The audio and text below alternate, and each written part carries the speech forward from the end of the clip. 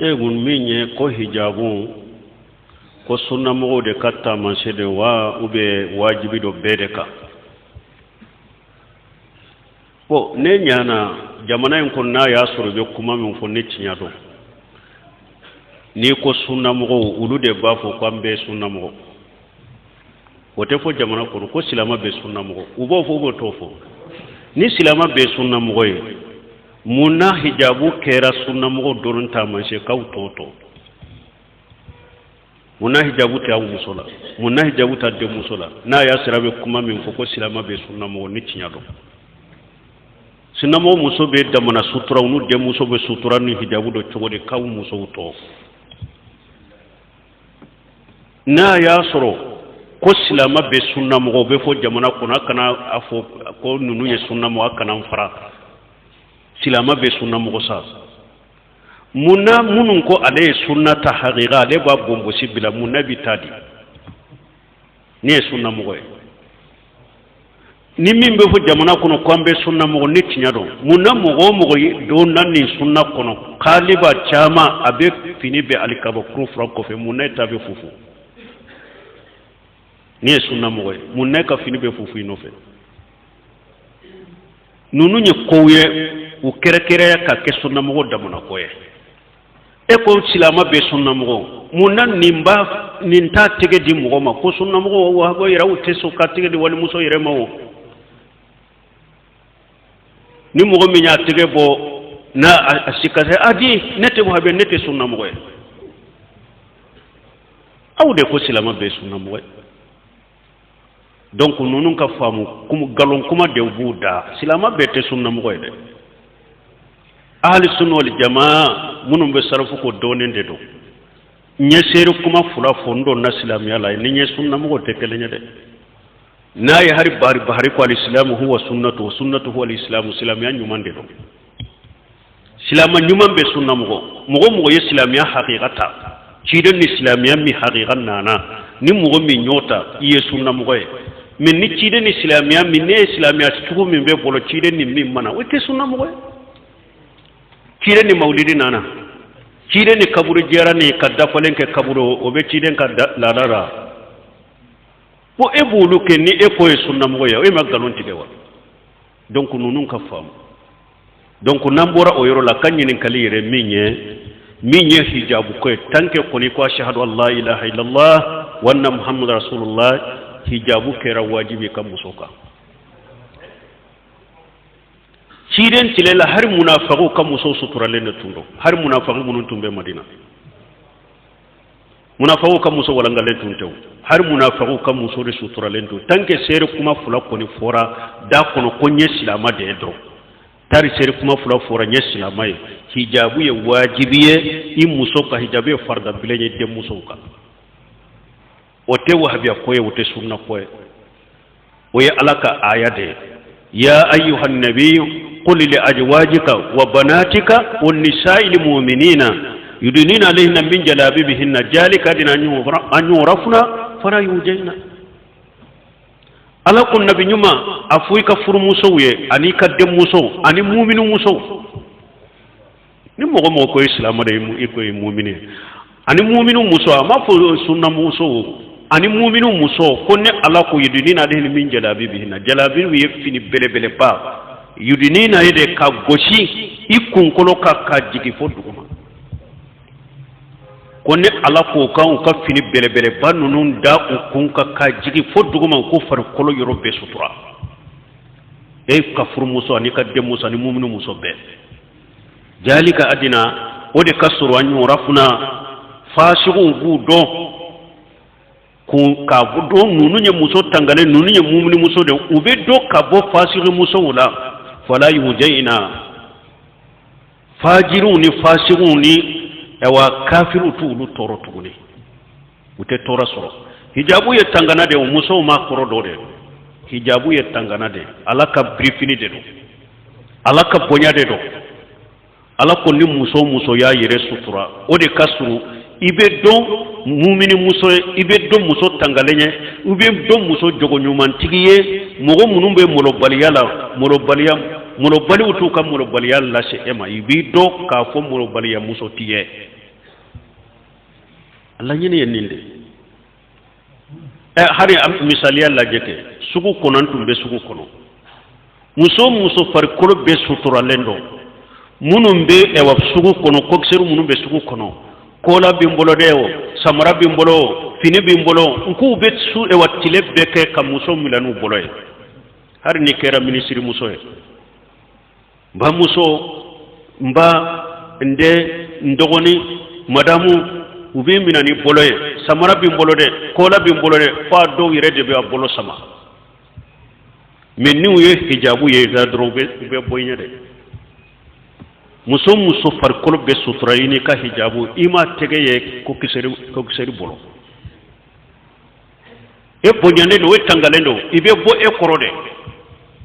ala ka tangana de do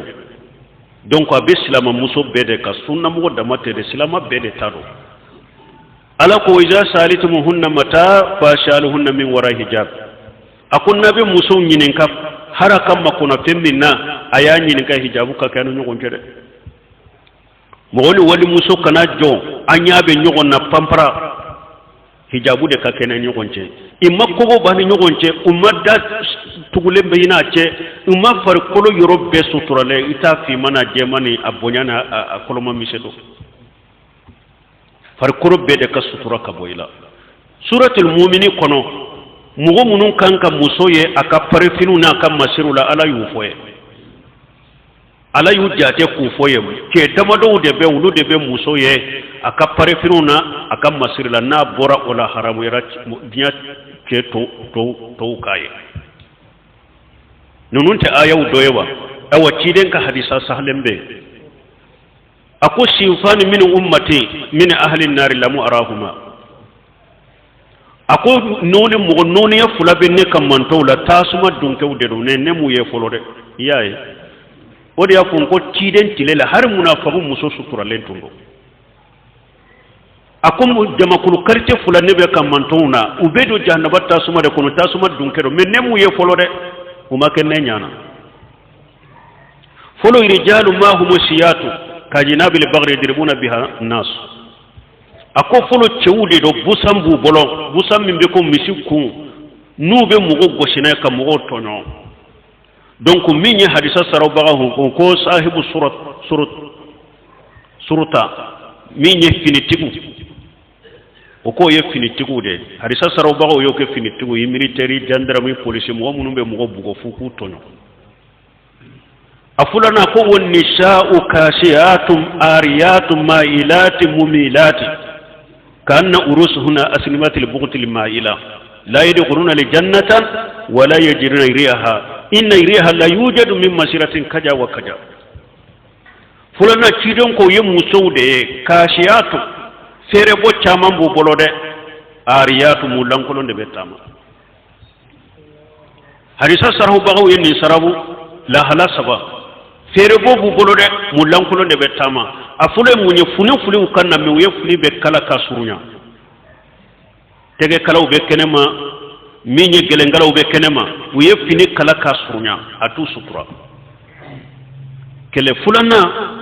kashiyatu ariyatu fuli ukanna de ne fini tege fegelende do fingo fembe fini korabe do ni fini sanfela kashiyatu ariyatu sabana fini korolende gola inyabe fitna europe inya bi fitna yorobe la fini koro kashiyatu ariya fini kasru ube ya fege ya ube ya koro yire la inya ba fitna yorobe la mailatu ulu jengena kabo alaka dinama mumilatu ubu nyogona muso wore jenge fana nu ye muso min sutura lenye awde ya diaw chela unete nindo mosiye denkundi yere wala konyo yere wala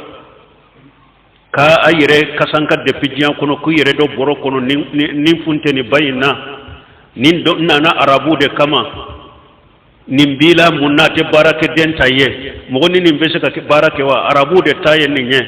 barake dembe wulu bolo mailati mumilati e yere jenge na kabola ka dinama ibo mo woro jenge ino fe urusuhunna kasinimatil buqtil maila ciden ko ni kunkolo fana ye abe komi nyame sugu dobe arabu buro ba fo bogotu jungo fula de balela muso kelen ni y'a ye a bɛ komi kunkolo fila de Fawjani ka kuma kunkolo ye kunkolo bisoro yɛrɛ fana kɛra damana kunkolo ye ka busoro fana siri cogoya dɔ la n'i ye muso ye a bɛ komi kunkolo fila de b'u la bisoro kunkolo yɛrɛ kunkolo ka simatili bɔgɔti maa yi la a bɛ komi ɲaamɛ jungo fila kunkolo fila de b'a la n'a jɛngɛlen don ka bɔ Ala ka diinɛ la ciden ko ni muso sugu u tɛ arjanna kasa sɔrɔ nun na kiyama janko ka don a kɔnɔ a ko arjanna fana kasa hadisa dɔ la 500 taama n'a b'i ni arjanna cɛ i b'a kasa sɔrɔ i nun na a ko ni muso sugu tɛ arjanna kasa sɔrɔ nun na nin ye hadisa bɛ a bɛ musilimu kɔnɔ ciden ma muso bɔ muso la nin na nin ye wa silama muso bɛɛ de tant que ko ye silama de tant que ko ye mumini de nin ba bɛɛ de kan donc hijabu koni wajibilen bɛ silama muso bɛɛ de kan hijabu wajibilen bɛ mumini muso bɛɛ de kan wahabiya côté hijabu ye min ye ewa sunna côté hijabu ye hari an yɛrɛ ka lagadaru kɔnɔ muso sallitɔ ka so yɛrɛ kɔnɔ a tɛ kɛnɛ ma dɛ a ko wal mar'atu kulluha awratu ma adda wajha wa kaffaiha a ko muso i ka so kɔnɔ wali cɛ tɛ dɛ i yɛrɛ kelen bi ka so kɔnɔ ou bien i ni cɛ n'i bɛ salla k'i farikolo bɛɛ lawura ni ɲɛda ni tɛgɛ fara fila tɛ nin de bɛ lagadari kɔnɔ hari sallitɔ i ka so kɔnɔ n'i bɛ bɔ tɛ dɛ n'i bɔ u bolo farikolo bɛɛ de ka sutura wali cɛ kana ye o de y'a to dɔnnikɛlaw ko muso sallifini ɲɛda dɔrɔn de ka a bɛ se ka salla ka so kɔnɔ ɲɛda bɛ kɛnɛma tɛgɛ fara bɛ kɛnɛma o ye de n'a kelen bɛ a ka so kɔnɔ mais ni wali cɛw bɛ yɔrɔ min a diyagoyara muso ka ɲɛda datugu tɛgɛ fara bɛ datugu risala fana ko cogo di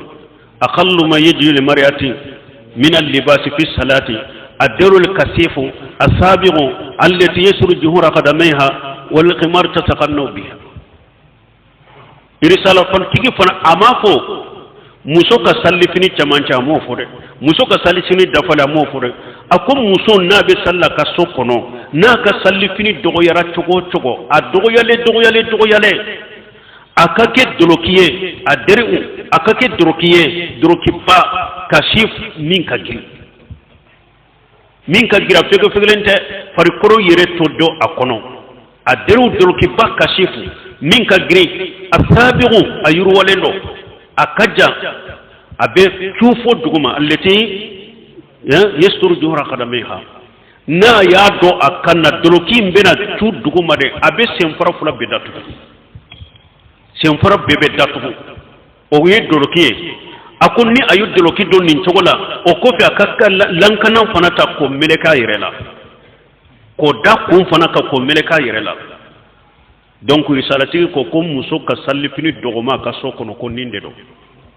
a m'a fɔ a camancɛ a m'a fɔ a dafale dɛ n'a dɔgɔyara cogo o cogo i ka kɛ nin cogo la wallahu almusta'an silamɛw bɛ ɲɛnamayali min na ala yɛrɛ de ye hinɛ masa ye sinon an tɛ se ka lafiya ten donc k'a ka ɲininkali jaabi fɔlɔ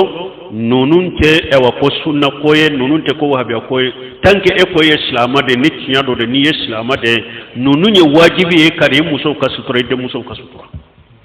dɔnnikɛbaa dɔ wagati sera